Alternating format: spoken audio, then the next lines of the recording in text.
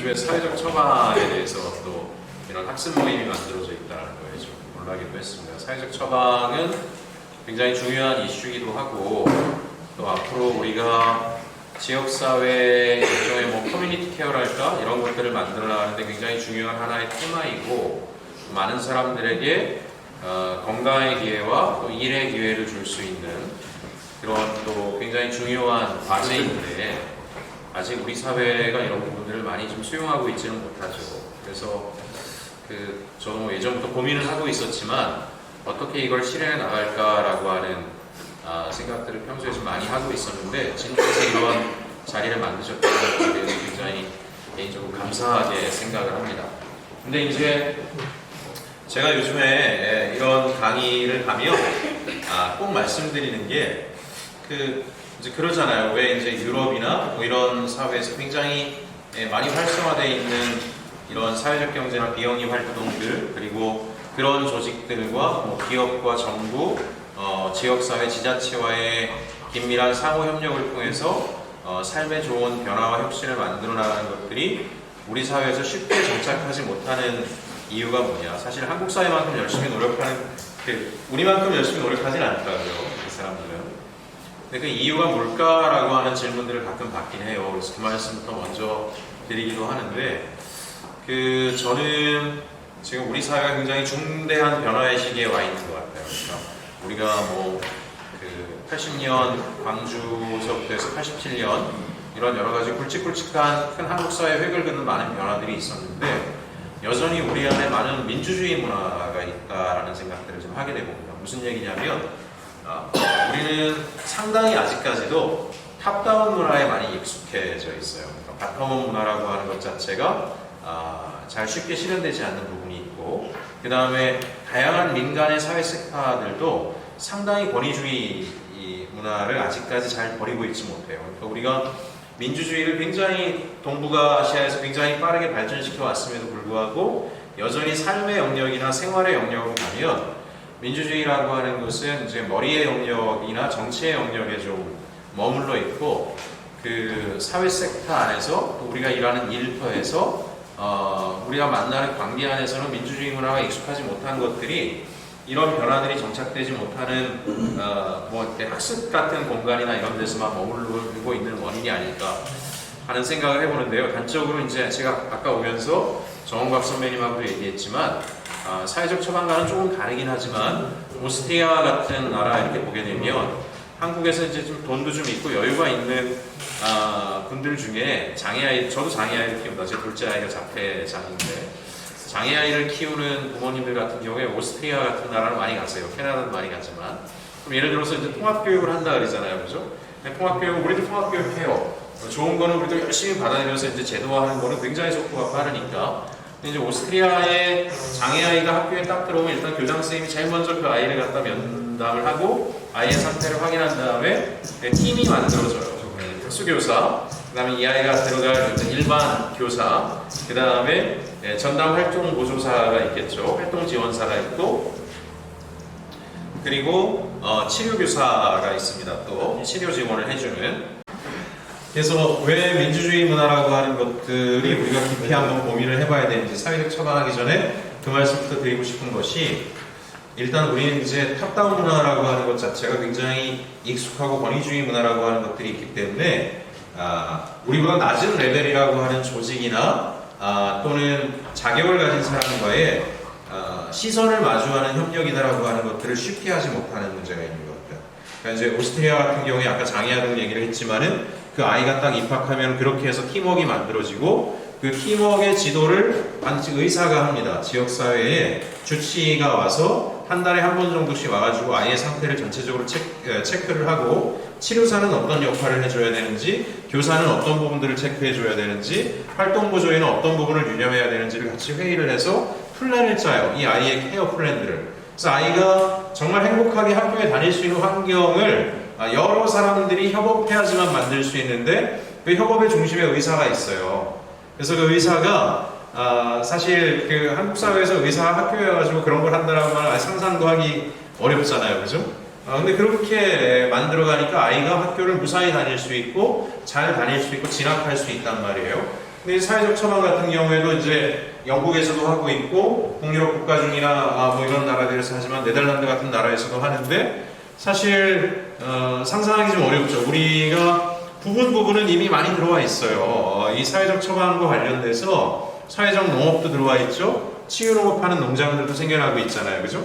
네덜란드 같은 경우에는 그 만성질환이라든가 또는 정신질환을 갖고 있는 분들을 조치가 처방을 할 때 치유농장에 가서 치유농업 프로그램 참여하는 거 처방해버리거든요. 그럼 굉장히 효과성이 좋아요.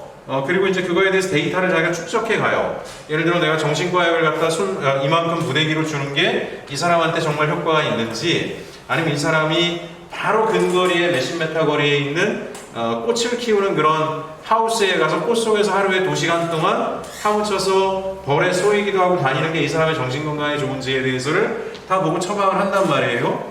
근데 이제 제가 만나는 의사 중에는 그런 얘기를 정말 그래라고 물어보는 의사들이 대부분 많고 그걸 수용할 수 없단 말이에요. 그러니까 주변에 무슨 그 이상한 도시농업 한다는 사람이 나하고 동일한 위치에서 환자를 케어하는 역할에 중요한 파트너가 된다라고 하는 것 자체를 쉽게 수용하기 어려워요. 예방의학이나 이런 거 하시는 분들 몇 분들은 모르지만 있을 수가 없고 비과학적인 행위다라고 생각들을 한단 말이에요. 그러니까 이미 이제 우리가 그 이탈리아 같은 경우 보시게 되면 지방 정부하고 비영 조직들이 전부 다 협의해가지고 정신병원 다 없애버린 거 아시죠? 1970년대에 지역사회가 요구해서 왜 수용소 같은 정신병원에서 평생을 보내야 되느냐? 커뮤니티가 책임지겠다라고 해가지고 전부 다 정신병원들을 없애버리고 커뮤니티 안에 다 나와서 사회적 협동조합이나 이런 데 와서 이제 정신질환 갖고 있는 분들이 일을 하잖아요. 그 영화 만들어진 거 보신 분 있으세요? 보신 분 손 들어보세요. 한 분, 두 분. 유튜브에 돌아다니는데 그 제목이 뭐였죠? We Can Do It이었나요? We Can Do That. 그죠? 한번 찾아보세요. 영상 화질은 별로 좋지가 않은데 굉장히 재밌습니다. 이제 지적장애, 발달장애, 다양한 정신적 장애를 가지고 있는 사람들이 그 정신병원 안에서 굉장히 고통스럽게 살아가잖아요. 그러다 보니까 더 날카로워져 있고 이 사람 데리고 거기에 무슨 좌파 운동가 한 사람이 병원에서 다 데리고 나가요. 그래 협동조합 만들어가지고 직업훈련을 막 시켜요. 직업훈련이 잘 되지도 않아요. 첫 번째로 시작한 일이 놀랍게도 인테리어 공사 일을 한번 해봐요. 근데 일반적인 비장애인들이 상상도 못하는 무늬들을 이 사람들이 만들어내요. 그래서 대박이 납니다. 그때부터 어마어마하게 많은 공사들이 밀려들어서 최근에는 프랑스에 가서 그 회사가 프랑스에서도 공사를 하고 여러 군데서 일을 한단 말이에요. 결국은 그 민주주의라고 하는 것을 제가 이야기한 것은 뭐냐면은 다양한 조건과 지위와 전문성과 이런 걸 가진 사람들을 동일한 테이블 안에서 우리가 협업할 수 있는 문화가 우리 안에 있는가라고 하는 것들이 굉장히 중요한 이슈인 것 같아요. 잘 그러지 못한 측면들, 이걸 넘어서는 것들이 이 사회적 처방에서 저는 굉장히 중요하다는 생각을 합니다. 본론으로 들어가면 제 얘기는 주로 그런 얘기하고 연결돼서 구체적인 사례 얘기까지 할 생각인데요. 저는 예전에 의료협동조합을 2001년도에 원주 의료 지금 사회협동조합을 만드는데 이제 역할을 했습니다. 그리고 한 10년 동안 의료협동조합에서 일을 했어요. 그리고 그 의료협동조합 10년 하는 동안에 정말 겁도 없이 대들었던 일들이 지금 다 정부 정책이 돼 있어요. 첫 번째는 방문진료 수가체계를 만드는데 상당히 기여를 했습니다. 그때 저는 2002년도서부터 저희는 돈도 안 나오는 지금 여러분들 한겨레 신문에 요즘에는 저보다 완전히 유명한 셀럽이 돼버려가지고 제가 만나지도 못하는데 양창모라는 친구가 있어요. 의사. 왕진 가방을 든 의사라 그래가지고 맨날 유재석하고 텔레비전에 나오고 그러더라고요. 저 동갑내기 친구예요. 같이 의료협동조합에서 그 친구는 의사로 저는 조직가로 일을 했습니다. 그 친구하고 저하고 그 여러 가지 좋은 체험들을 많이 하고 또 성찰의 기회들이 좀 있었어요. 우리 왕진하자. 병원에 오지 못하는 사람을 찾아가자. 그랬더니 여기저기서 요청이 많이 들어왔어요. 한 번은 어떤 요청이 있었냐면은 어떤 할아버지가 거동 불편인데 굉장히 상태가 안 좋은데 왕진을 해줄 수 있냐는 거예요. 그래서 지금도 그 양창모 원장하고 소양호 주변에 방문 서비스를 하고 있는 최희선 간호사라는 분하고 저희보다 연배가 좀 많으세요. 정말 선하고 적극적이고 지금도 제가 굉장히 좋아하는 누나인데 그 최희성 간호사, 양창호 원장, 저하고 셋이 갔었어요. 가서 보니까 할아버지가 천식이 굉장히 심한데 양창호 원장이 그때 그런 얘기를 하더라고요. 그러니까 이 사람 내가 못 고친다. 너 의사잖아. 약 좀 드려. 좋은 거 좀 처방해서 좀 드려. 급한데. 그랬더니 이 사람 집을 봐라. 집을 봤더니 완전히 곰팡이 다 썩어 있는 거예요. 비가 세가지고. 장판 다 썩어 있어요. 거동이 불편하니까 한쪽에 음식물이 썩은 상태로 막 있어요. 야, 여기 살면 있잖아. 멀쩡한 사람도 2, 3일은 천식 걸리고 폐렴 걸린다는 거예요. 그러니까 이거는 의사가 고칠 수 있는 병이 아니라는 거죠. 그럼 누가 고쳐? 그랬더니 집을 고쳐주는 사람이 있어야 이 사람 병을 고친다는 거예요. 자기 약을 해줄 수 있지만. 그 다음에 하도 이분이 누워 계셔가지고 근육이 다 소진이 됐기 때문에 잘 걷질 못하니까 누가 한 달 정도는 자원봉사자들이 일주일에 한 3번씩은 와가지고 동네 산책을 모시고 다녀야 된대요. 그래야지 다리 근력이 좀 좋아져가지고 거동을 하신다라는 거예요. 그때 이제 제가 전 그런 말 들은 거 이렇게 단어로 잘 만들어요. 그걸 제가 하나 재밌는 글을 썼는데 그게 칼럼이 우리는 모두 의사다라는 칼럼을 썼어요. 그러니까 누군가를 회복시키려고 노력한다면 우리 모두 의사구나라고 하는 내용의 글을 썼는데 그거를 박봉희 선생님이 자기 책의 제목으로 갖다 쓰셨더라고요. 여하간 감사한 일입니다. 그래서 이제 그때 원주시청에 집을 고쳐달라고 갔어요. 취약계층 집수리 사업이 있잖아요, 그죠? 취약계층 집수리 사업 가서 막 생떼를 쓰고 뭐 난리를 치고 저희 같은 활동가들이 하는 일이 그런 거니까 공무원이 그냥 지겨워가지고 한두 달 뒤에 집을 다 고쳐줬습니다. 집 다 고쳤다고 연락이 왔어요. 가봤더니 도배장판을 쫙 바꿔놨더라고요. 멀쩡하게. 몇 달 지나면 돌을 다 썩었어요. 천장에서 비가 새가지고 썩은 건데 천장은 두고 도배장판만 바꿨으니까 돌을 다 썩잖아요, 그죠? 이게 어떻게 된 거냐 그랬더니 천장 고치는 거는 다른 부처 사업으로 돼 있대요. 조국 사업이 복지부가 하는 사업이 있고요. 국토부에서 LH 거쳐서 뭐 이런 사업이 있어요. 쪼개져 있어요. 3개로 쪼개져 있는 거예요. 그럼 빨리 지붕을 고쳐달라고 그랬더니 한 번 서비스를 받은 사람은 대기 순번이 뒤로 밀리기 때문에 3년을 기다려야 된대요. 그래서 2년 동안을 총리실까지 쫓아다녀가지고 주거복지 사업들을 통합시키는 역할을 했어요. 그리고 방문진료 서비스가 너무나 밀려 들어오니까 적자를 감당할 수가 없는 거예요. 방문진료 수가가 없잖아요, 그죠? 병원에 가만히 앉아있으면 11,000원인데 왕진 가도 보니까 대부분 어려운 분들이 왕진 요구하시니까 왕진 한번 갔다 오면 강원도에서 있잖아요. 좀 먼데가 1시간 반을 갔다 와야 돼요, 의사 데리고. 1시간 반 동안에 환자 한 명 보고 12,000원 버는 거예요. 예? 걔 월급이 800, 900인데. 이런 말도 안 되는 상황들 때문에 왕진 수가를 만들어야 되겠다라고 그때 이제 움직이기 시작했고, 그때 장애인 분들을 만났어요. 장애인 분들 같은 경우도 그렇고, 농촌의 고령자 집에 갔더니, 그 고령자 할머니 집에는 이렇게 가면 약봉투가 여기서부터 이렇게 쌓여있어요. 아프시니까 고령자 복지나 이런 것들이 이렇게 인프라가 부족하니까 이분들이 할 수 있는 건 의료 쇼핑이에요. 그죠? 이 병원도 갔다 저 병원도 갔다 의료 정보들이 공유가 안 되니까 여기서도 약 받고 저기서도 약 받고, 나중에는 할머니가 맨날 가면 물어보는 게 뭔지 아세요? 내가 이 중에서 뭘 먹어야 되는지를 잘 모르겠다고. 그러니까 이 약 저 약 막 드시다가 오히려 몸이 더 안 좋아지는 거예요. 그래서 이제 그때 특히 장애인 분들은 그게 더 심했었어요. 장애를 가지신 분들 같은 경우에는 계속 그 전동휠체어 타고 다니고 군데군데 욕창 생기고 몸이 경직되고 아프잖아요. 거기도 약봉투가 이만큼이에요. 그래서 이제 그때 사회복지 공동모금회 제가 위원이었었는데 기획사업을 하나 만든 게 장애인 주치의 제도라고 하는 걸 만들었어요. 20억 시범 사업을 3년 동안 했어요.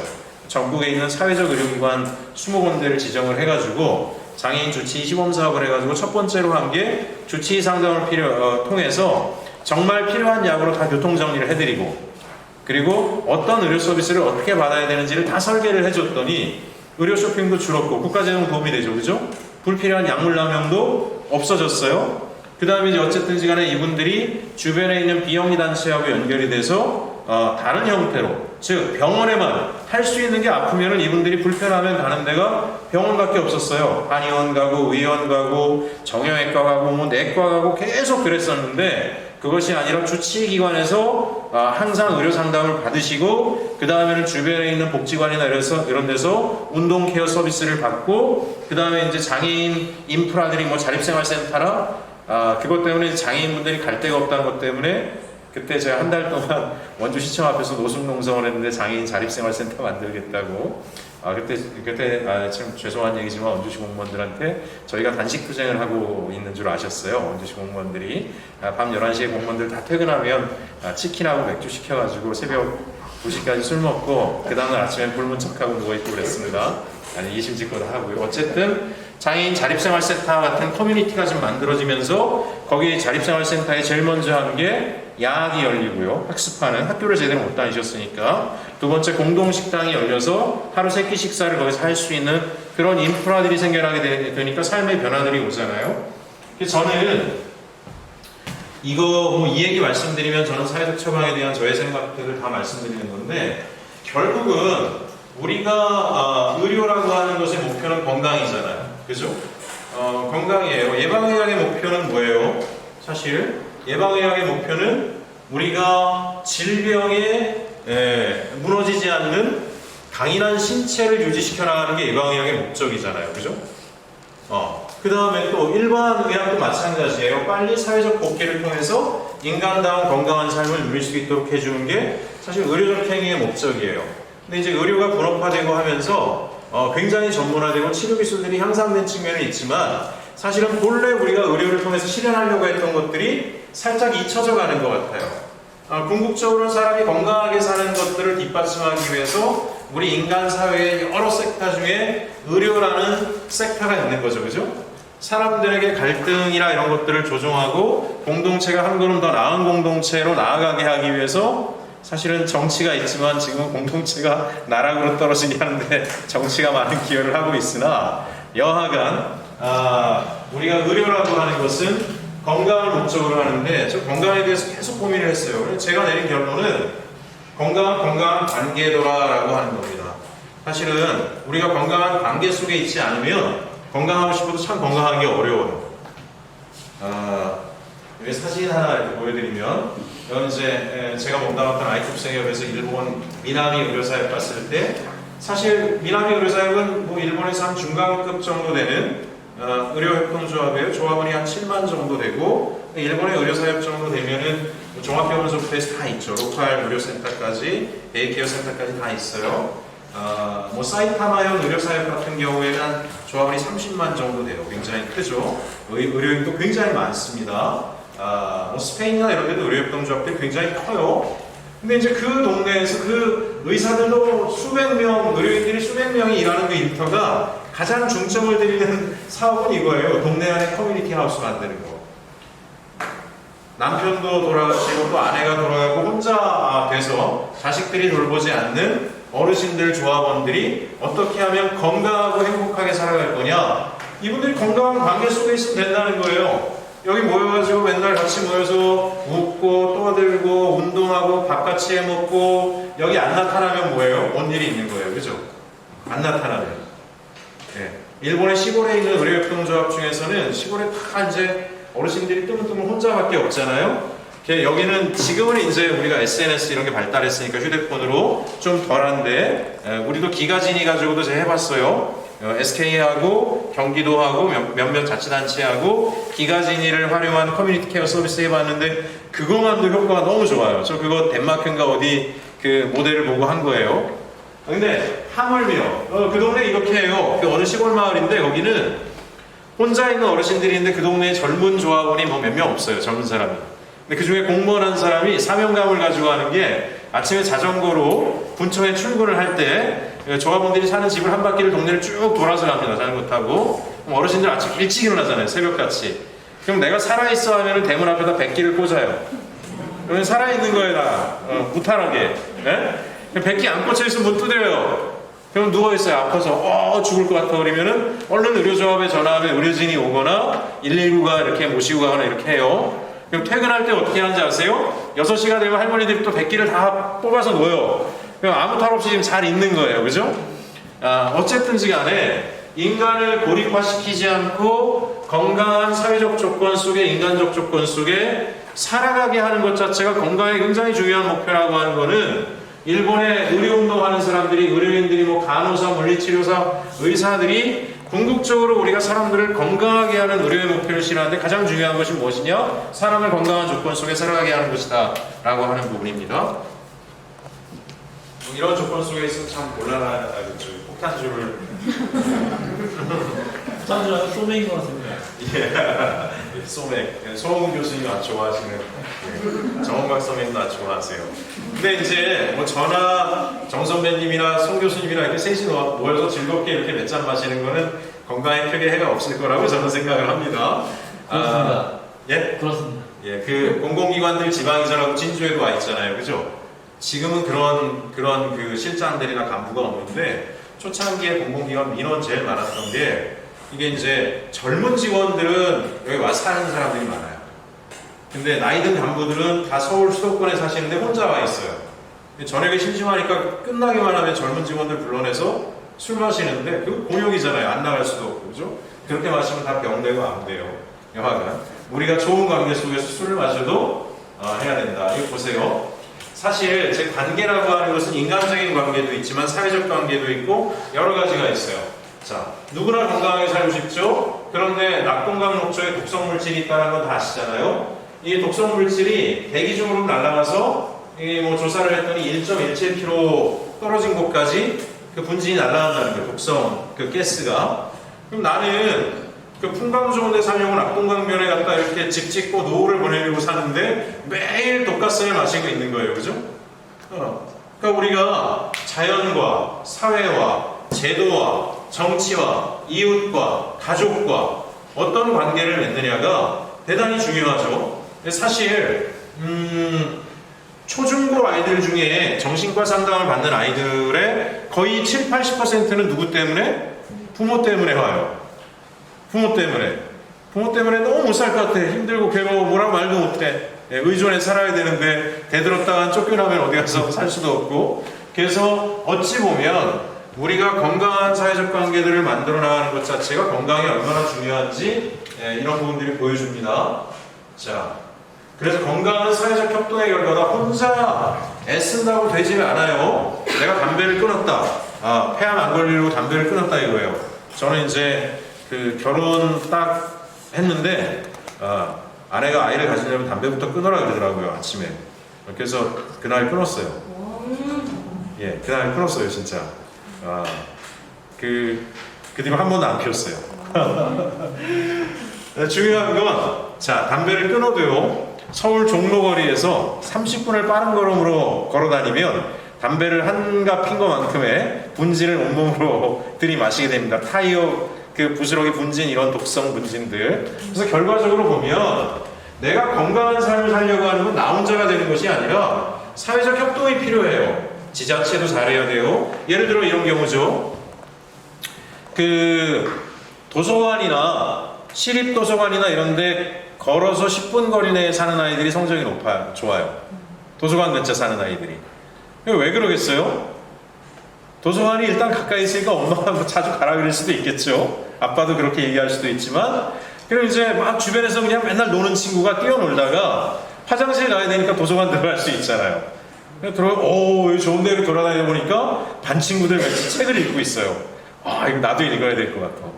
결국은 정말 그거로 아이들이 학습 능력이 좋아지는 거예요. 제가 최근에 이제 저희 딸아이가 중학교 2학년이고 자폐가 있는 둘째는 6학년인데 초등학교 6학년인데 자폐가 있는 아이는 가르칠 수가 없어요. 가르쳐지지가 않죠. 집 맘대로 크고 저는 집 맘대로 크는 것과 같이 이제 놀아주기만 하면 그렇지 이제 나름대로 질서를 만들어요.